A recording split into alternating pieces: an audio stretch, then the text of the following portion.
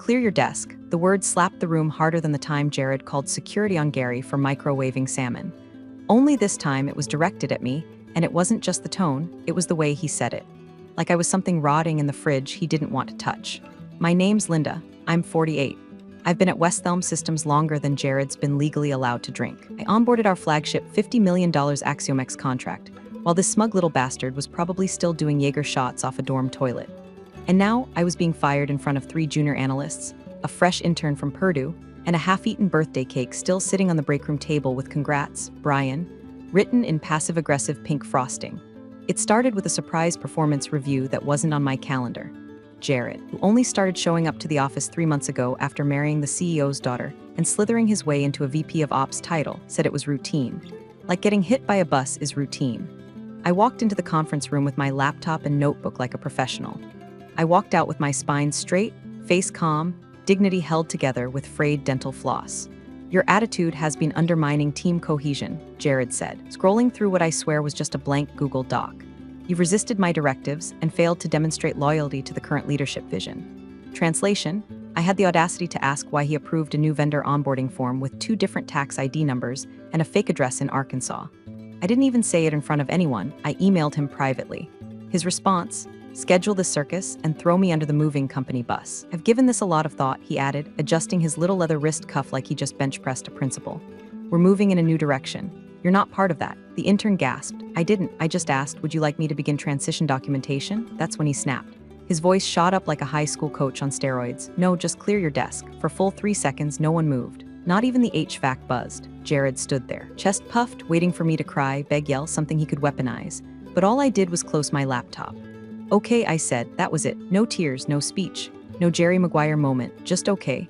I walked out of the room, past rows of gaping mouths and blinking Slack statuses, and turned the corner toward my office.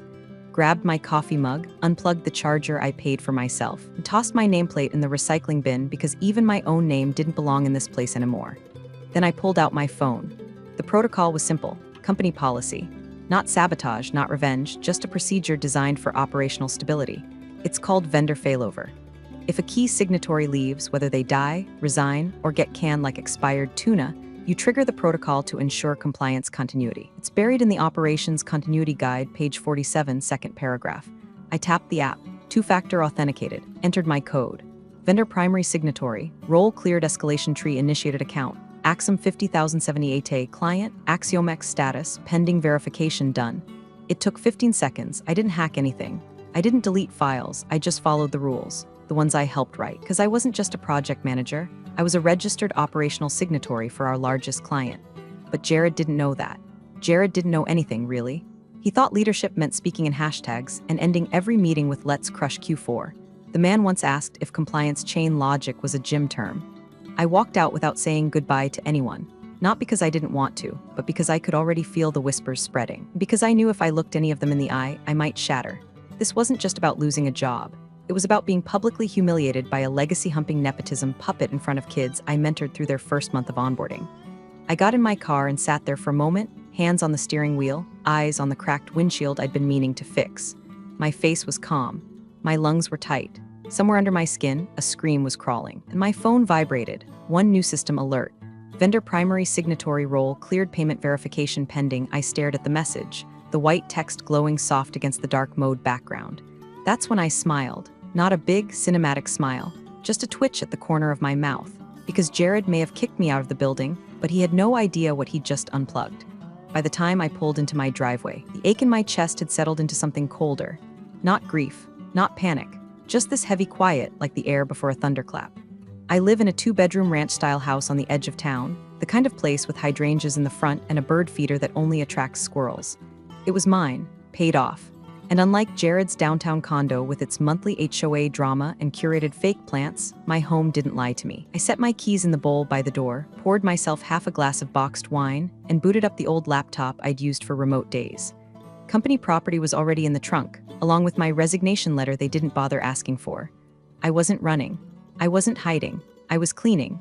First, I opened up my backup drive, pulled in the vendor contact lists, timeline spreadsheets, and procedural documentation I'd built from scratch when Axiomex came aboard. None of it confidential. None of it stolen. Just the bones of a system I helped create, bones I refuse to let rot in that toxic zoo.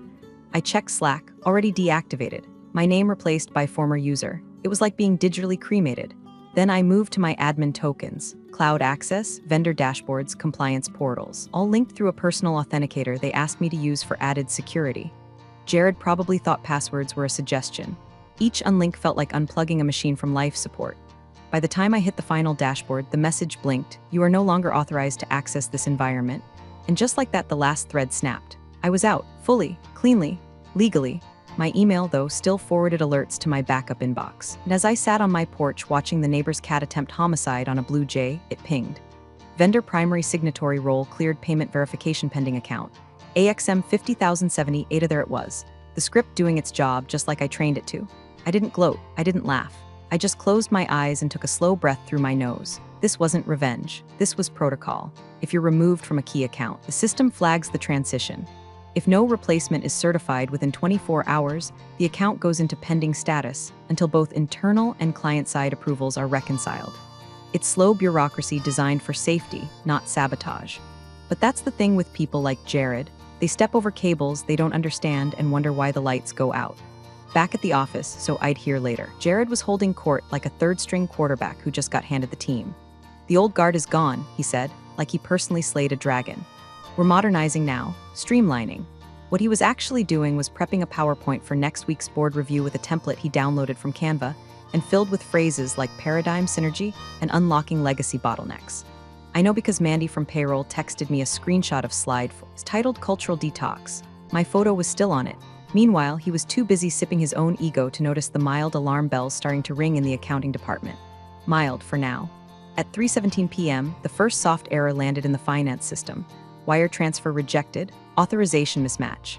That Axiomex payment, $4.2 million in quarterly prepayments, bounced like a rubber check at a Vegas blackjack table. But Jared, he brushed it off. Told the junior finance associate to refresh the dashboard and blamed legacy systems. Said it was probably just IT lag. The CFO was out sick with the flu. The controller was on a 2-week cruise in Alaska. And the only other person who might have caught at me was sitting in leggings on my porch, watching the world tilt one quiet degree at a time. By dinner time, I'd microwaved a frozen lasagna, poured another glass of wine, and skimmed through old notes on Axiomex's contract. It wasn't about curiosity. It was about closure. I needed to remember what I'd built, what we'd protected, and what Jared just walked into with both eyes shut and no helmet. Axiomex wasn't just a whale account, it was a damn ecosystem. Their vendor onboarding requirements made Fort Knox look like a self-checkout lane. Every signatory had to be registered with the bank. Every change required dual confirmation. Every role transition had to be backed by a 3-person authorization chain, one of which had to be me, until I wasn't. By 8:00 p.m., the second system alert hit. Payment verification failed, no active signatory on record. AXM 50,078 escalation queue activated. I leaned back and exhaled through my teeth. It was beginning, not a fire, not yet, but a whiff of smoke that would drift into every corridor of Westhelm by morning. The funny part? I didn't even want to hurt them. I didn't. I just wanted out with my name intact. But Jared, in his blind little power trip, had kicked the load-bearing wall of the house I helped build, and now the structure creaked. I sat on my porch, watching the streetlight flicker, listening to crickets hum over the dull whir of a distant lawnmower. Somewhere inside me, knot began to loosen. Not joy, not triumph. Just the bitter comfort of knowing that if you plant a tripwire, and they choose to dance blindfolded, what happens next isn't on you. It's on them. The first person to notice anything wrong wasn't Jared. It was Tanya in accounting, a woman so sharp she once caught a decimal point error in a vendor invoice that saved the company $18,000 and a potential lawsuit. She was cross-checking payment verifications for month-end reconciliations when the red flag blinked. Wire transfer rejected, code 718.04, signatory mismatch, client, Axiomex, amount $4,243,000. She blinked, refreshed the page, and stared again. This wasn't a typo. The system had auto-kicked the payment back to Axiomex's bank with a flag that screamed non-compliance in a language only finance people could fully appreciate. Tanya checked the logs. The signature chain had been broken. There was no one with proper authorization currently on record. She flagged it in the internal chat. Tanya M. At Ops, Axiomex transfer rejected. Getting 718.04 error. Can someone confirm who the primary signatory is right now? Jared replied 10 minutes later, not to Tanya, not even in the same thread. He posted in the general channel, Jared M. Everyone chill, some legacy roles got cleared when we adjusted ops access. IT says it's just a caching issue. Probably a sync lag. Let's not turn a molehill into a volcano, okay? No at Tanya, no follow-up, no resolution, and no one pushed back, because the CFO, Frank, was still down with that flu that had knocked him out cold. The guy hadn't logged into his email since Tuesday. The controller, Melissa, was currently off-grid somewhere on a glacier cruise in Alaska, posting scenic photos with bad captions like "Ice, ice, baby snowflake, #Stinghard." Jared's little inner circle, made up of guys who all looked like they met in the same mediocre MBA group project, nodded along in meetings. One even repeated Jared's caching issue line verbatim like it meant something. The junior staff didn't know better. The seniors were too checked out or distracted. And that's how it begins, doesn't it? Not with an explosion, with a flicker on a screen that no one wants to acknowledge. Meanwhile, I was sitting at a cafe on the east side, sipping an iced tea and nibbling on a ham and Swiss sandwich that had too much mayo, catching up with Ray, an old friend from compliance who left West Elm 2 years ago after a nervous breakdown Jared's predecessor caused. We'd seen things. Survived audits, vendor meltdowns, system migrations that should have come with hazard pay. Ray looked better now, happier. I envied that. You were on Axiomex, right? He asked between bites of a giant pickle. That account was your baby. I took a long sip of tea and shrugged. I had a roll. Why? He held up his phone. Someone I know said the payment bounced. They're freaking out internally. Something about access chain mismatches. I smiled, not wide, not smug, just enough to let it settle in my cheekbones. I'm not there anymore, Ray, I know, but you were the signatory, weren't you? I didn't answer. I just wiped my hands on a napkin and changed the subject. We talked about his garden, his cat that hates Zoom calls, the time his neighbor backed into his mailbox and then offered him a joint as an apology. Anything but the thing we both knew was unraveling a few blocks away from where we sat in the sun. Because here's the truth people like Jared never understand. Operations is made of bones. Quiet, ugly, unsexy bones. Not shiny presentations or vision decks or reorg slogans. It's procedure, compliance, timing. The right button pushed at the right second, or the whole thing collapses under its own weight. The clause, the one buried in the Axiomex contract, it was there. It had always been there. Section 7B, third page after the indemnity language. Any removal or change to registered vendor signatories must be submitted in writing, signed by both parties, and acknowledged by the Axiomex vendor risk officer. Failure to comply will result in immediate suspension of all payment activity until reauthorization is complete. But no one was looking at contracts. They were too busy playing corporate cosplay while the wires snapped beneath them. Back at HQ, Jared was still prepping his board presentation. The theme this time was momentum over legacy. He practiced it with his assistant, pacing around the office like some Silicon Valley prince, spouting phrases like data-forward innovation and streamlining for scale. No one told him that the largest client account had entered dormant status in the system. No one told him that the bank had pinged legal twice for verification and been ignored. No one told him that a second error flag had tripped in the vendor payment system, this time triggering an internal escalation to a mailbox that no longer routed to me. I saw the chain because one of the junior ops kids, bless her nervous little heart, forwarded it to my personal email. I think this is yours, she'd written. They forgot to disable the alert routing. Sorry if that's weird. I read the message, closed the email, and looked out the window. It was quiet. The kind of quiet you get right before the glass starts to crack. The morning started like any other. I watered the succulents in my windowsill, ate a piece of dry toast I didn't really want, and set the kettle to boil. My inbox had a few spam newsletters, a pharmacy coupon I didn't remember signing up for, and one message with no subject line, just a Zoom link and 2 words from my old coworker, Kara, "You'll want this." I stared at it for a second, the kettle humming behind me. Then I clicked. It was the kind of meeting I'd sat in on dozens of times, back when my badge still opened doors. Same polished oak table, same branded water bottles with labels no one ever peeled, same forced smiles stretched across faces that hadn't had a real night's sleep in weeks. But this time, I wasn't in a blazer at that table. I was in a hoodie in my kitchen, watching on mute with a chipped mug in my hand. The invite had gone out late last night, 3:42 a.m. According to the header, marked urgent, Axiomex Council Meeting Contractual Breach Review. That kind of language doesn't come from assistants. It comes from lawyers. And when lawyers send 3 a.m. invites to the CEO, you know something's about to split open. Jared didn't know, he hadn't been copied. He wasn't in the waiting room. His little corner of the world still smelled like cologne and ego and PowerPoint slides. At 9 a.m. sharp, the meeting began. The CEO, Gregory Milson, man who once asked me to explain what a net 30 payment term was, looked like he hadn't slept either.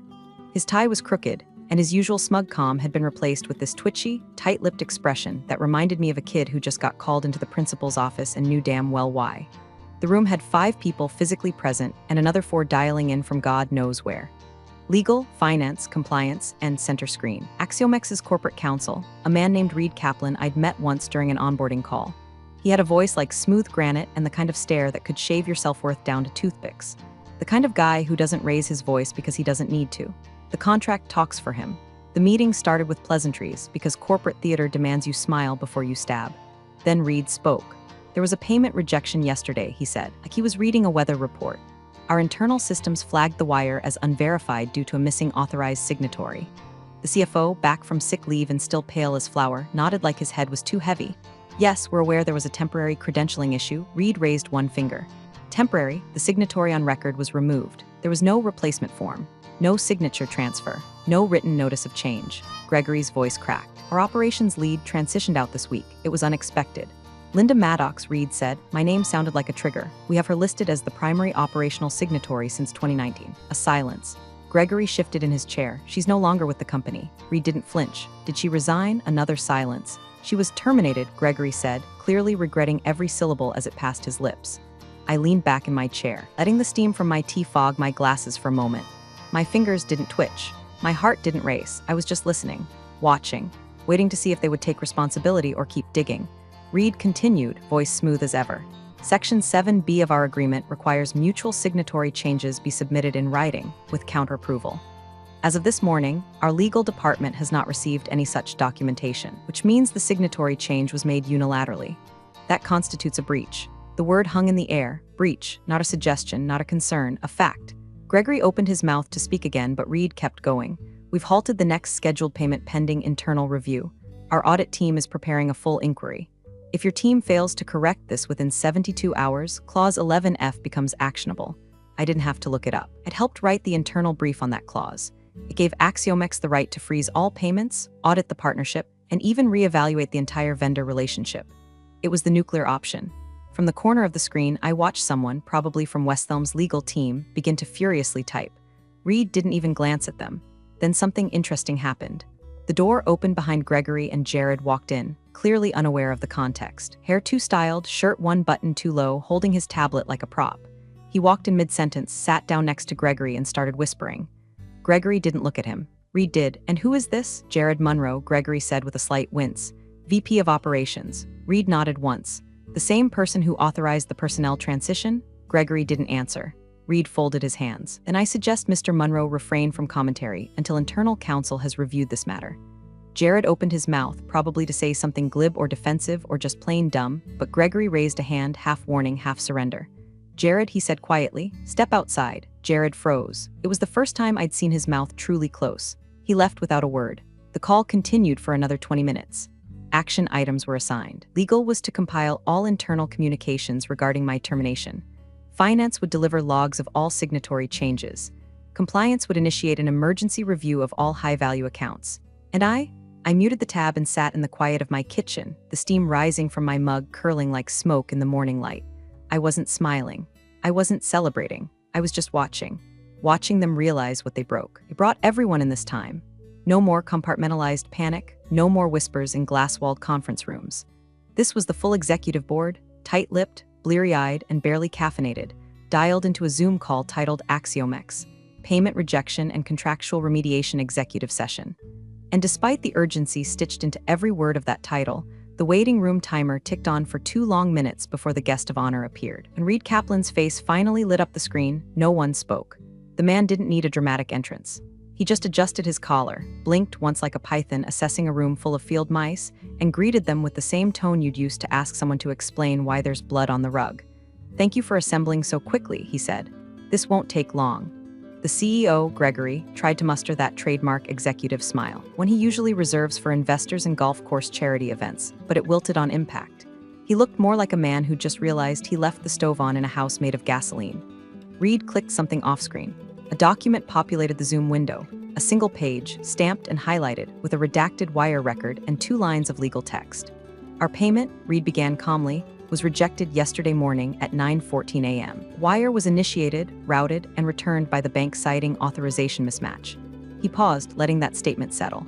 Now, under the terms of our agreement, specifically Section 7B, all changes to vendor-side signatories must be submitted in writing, acknowledged by both parties, and countersigned by a representative from our vendor risk office. Gregory swallowed. Yes, we're reviewing that now.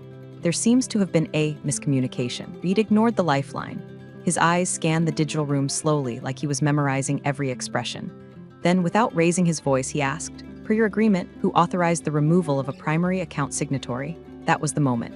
The sentence that split the air like a bolt cracking down the center of a clear sky. Everyone flinched internally. Not because it was shouted, Reed didn't need volume, but because there was no safe answer. Only different flavors of exposed. Gregory opened his mouth, closed it. Legal shifted uncomfortably. One of the senior attorneys leaned in, clearly scrolling through shared documents like he might find some golden clause that would let them off the hook with a shrug.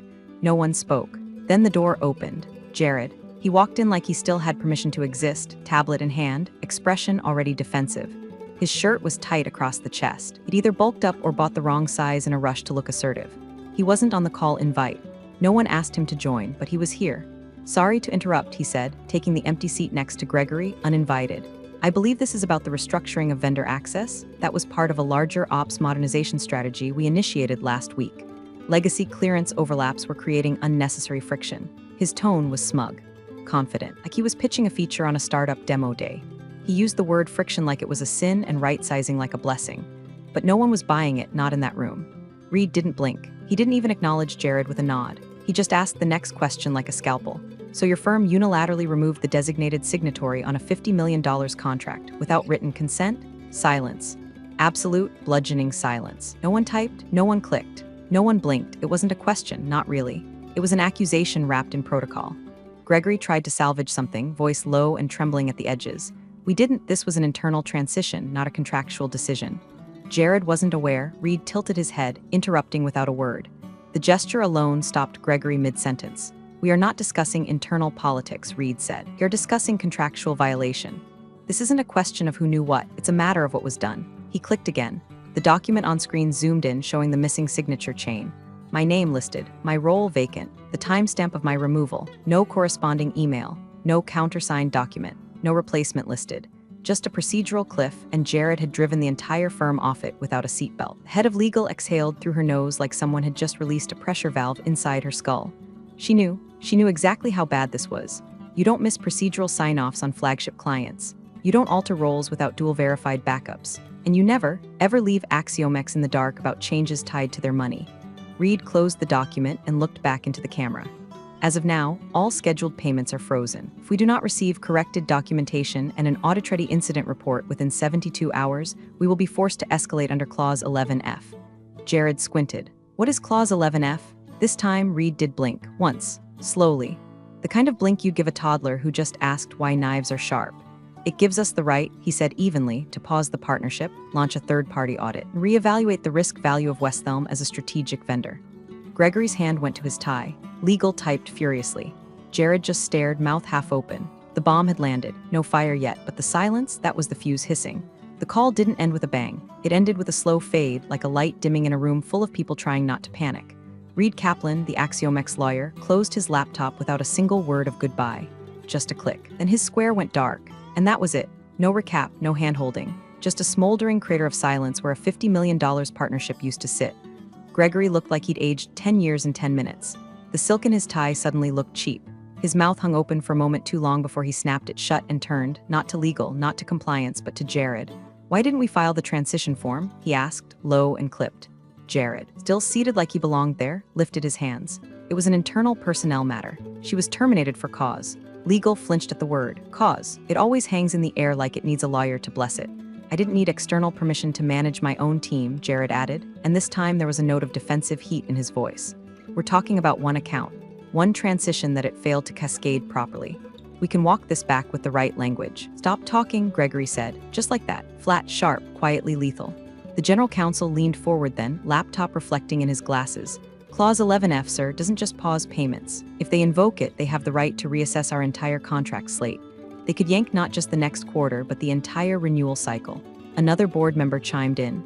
That's 2/3 of our projected recurring revenue this year. Jared's face turned pink, then red. He opened his mouth again, but this time legal beat him to it. We have no written record of reassignment. We have no confirmation to the client. No dual authenticated replacement on file. No elevation request. No countersignature. This wasn't just a clerical oversight. This was a breach of protocol on a legacy client, and the trail leads directly to ops. Ops. Jared. Gregory's voice dropped lower than I'd ever heard it. I want your access restricted immediately. Strip his override credentials, effective now. Jared, you're suspended from operational authority for the remainder of the quarter. You'll coordinate with HR on a revised scope. Jared looked stunned. Wait, Gregory, this is non-negotiable, the general counsel said before Gregory could even finish the sentence. Jared stood up too quickly. His chair scraped the floor. The Zoom call was still live. Half the board frozen mid-blink, some with cameras off but definitely still listening. No one said a word to defend him, not one voice. He stormed out of the room, muttering something about scapegoats and CYA politics, but no one followed. No one had to. They all knew the truth. He'd kicked out the wrong person. And now the house was bleeding from a wound he couldn't even see coming. Back in my kitchen, I watched the participant list shrink as the board began to sign off one by one. I didn't feel triumphant, not exactly. But I felt something shift inside me, the scales tipping. The silence I'd been carrying for days finally settling into something that felt like clarity. And then my phone buzzed. Unknown number, text message. Hi Linda, this is Kari from Axiomex, Director of Ops. Are you free for a quick call today? I stared at the message for a long time. Not because I was surprised, but because I wasn't. Kari and I had spoken maybe a dozen times over the years. Always efficient, always professional. We'd solved more vendor snags together than I could count. She once called me the only reason West Elm doesn't light itself on fire once a quarter. I typed back, sure, I'm home all day. 30 seconds later, the phone rang. Kari's voice was calm, steady, laced with that undercurrent of urgency you only hear when something is off the rails and the clock is ticking. Linda, she said, I'm going to be blunt. This whole situation is a mess, and frankly, we're not sure how deep it goes. I've already pulled the correspondence logs, the signature history, and the vendor-side automation scripts. Your name is everywhere. You didn't just run the account. You built the entire operational trust model around it. I stayed quiet. Let her talk, we need help, she said. I want to bring you on, consulting, short-term, whatever you're comfortable with. We'll pay top of market and you'll report directly to me. I need someone who knows where the bones are buried. I could hear the tension in her breath, not fear, just urgency. A woman who knew the house was on fire and needed someone who knew how the damn wiring worked. I didn't smile. I didn't gloat. I just asked one question. Do you want to start? She didn't hesitate. Today. I looked out the window, the sun slicing between the blinds like golden shrapnel. Maybe today wasn't about revenge. Maybe it was about clarity. And finally, about being seen for what I actually did, not what someone like Jared thought I was worth. The call was scheduled for 2:00 p.m. At 1:55, I sat down at my kitchen table, wiped a smear of jelly from the surface. Leftover from a breakfast I barely remembered eating, and opened my laptop. The Zoom link loaded clean. No buffering, no glitches. It felt surgical, like everything leading up to this had been prepped in sterile conditions. I clicked join and waited. 4 people were already in the room. Kari, Director of Ops, with that familiar half-smile and hair pulled into the same no-nonsense bun I remembered from vendor summits. Rajiv, Axiomex's internal compliance lead, buttoned up, sharp-eyed, the type who doesn't blink unless it's in policy.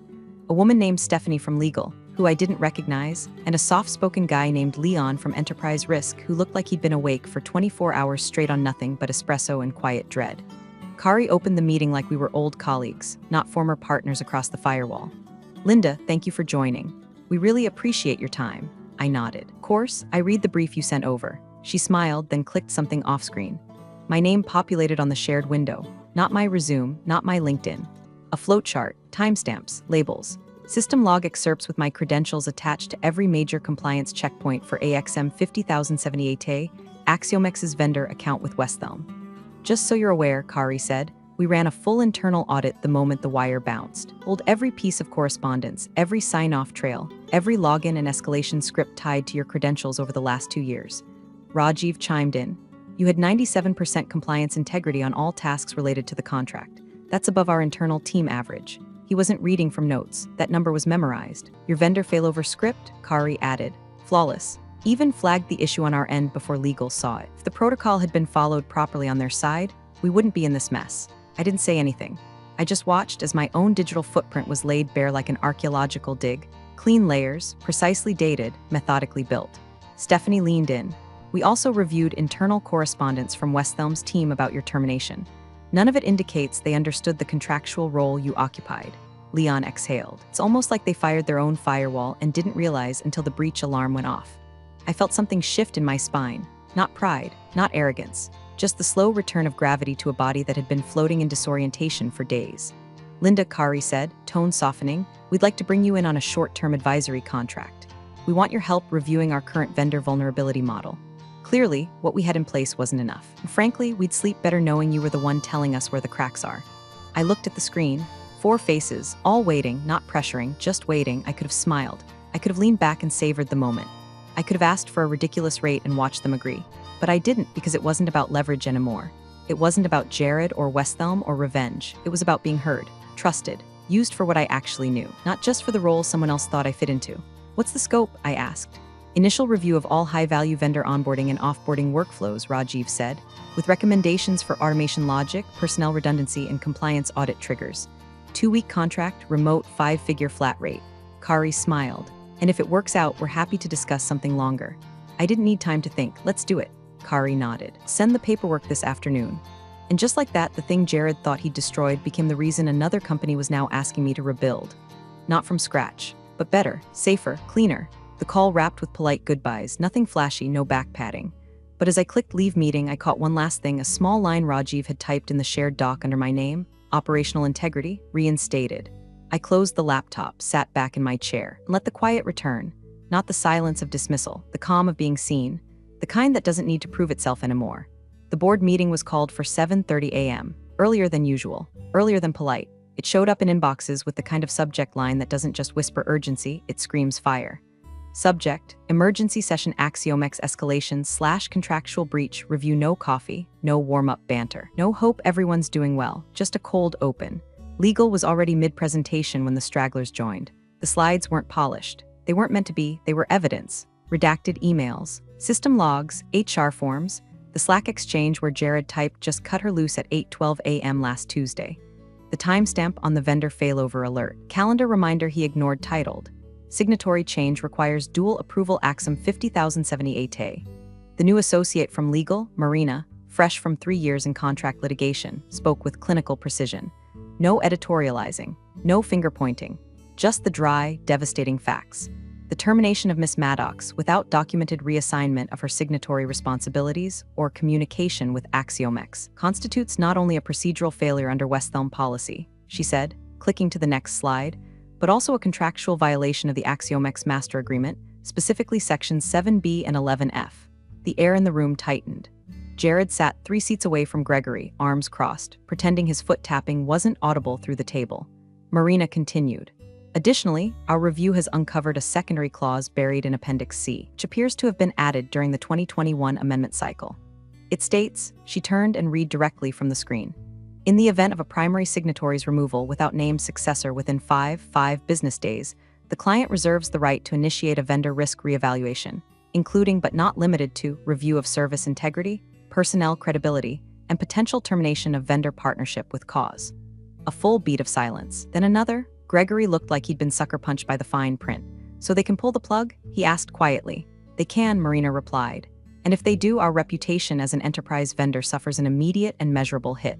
We've already been flagged in 2 industry compliance watch lists since yesterday. One of the board members, the kind who rarely spoke unless it involved investor relations, cleared his throat.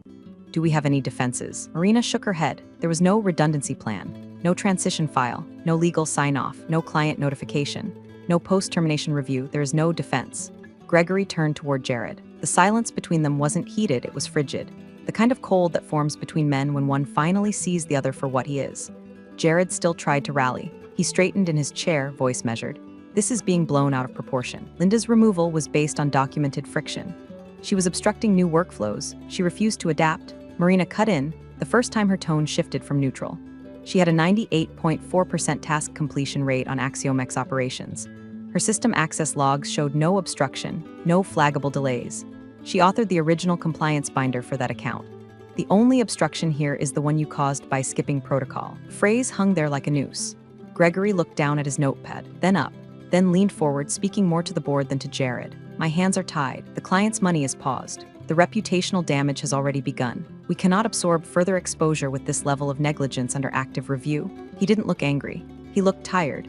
He looked like a man doing damage control on a fire he didn't even see start.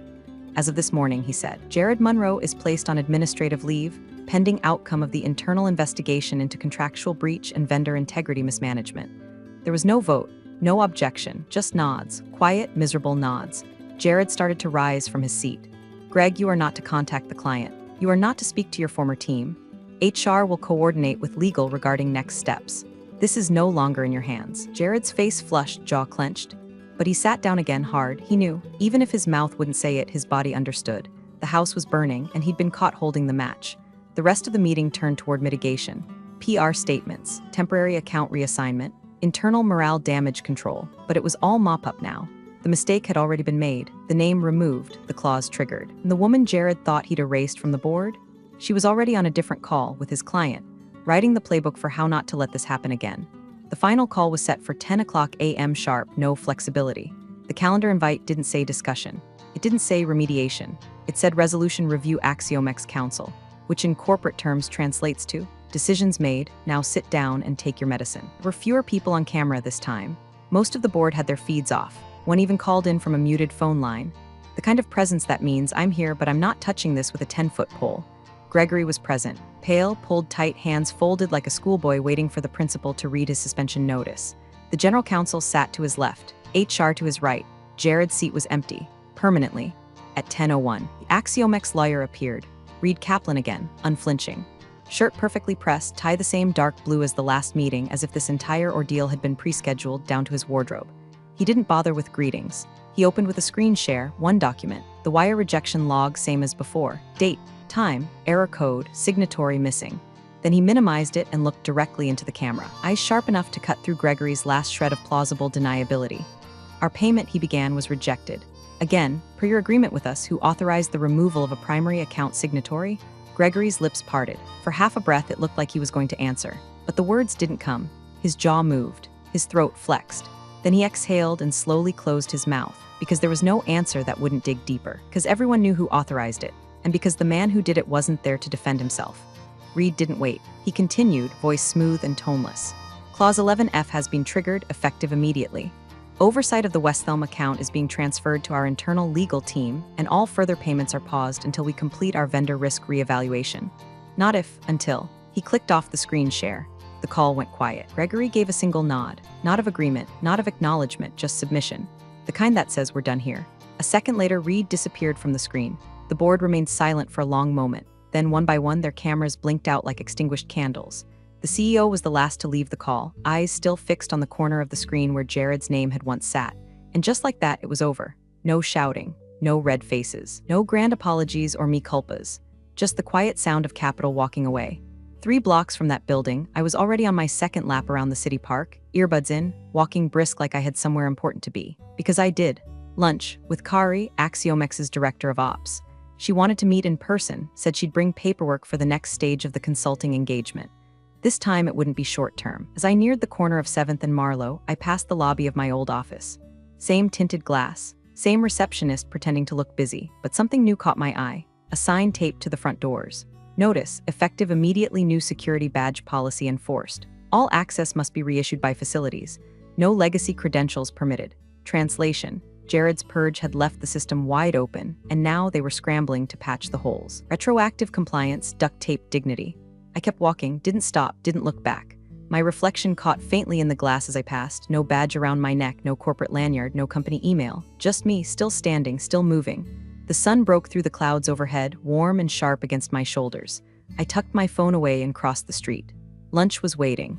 And somewhere back in that boardroom, they were still calculating what it would cost to recover from a decision made in a fit of arrogance. A decision to clear my desk. Funny thing is, I didn't clear my desk. I cleared their balance sheet instead. Thanks for watching, you cubicle warriors. Hit that subscribe button. Unless you're my old boss, then you're on your own. Revenge of the coffee pot strikes again.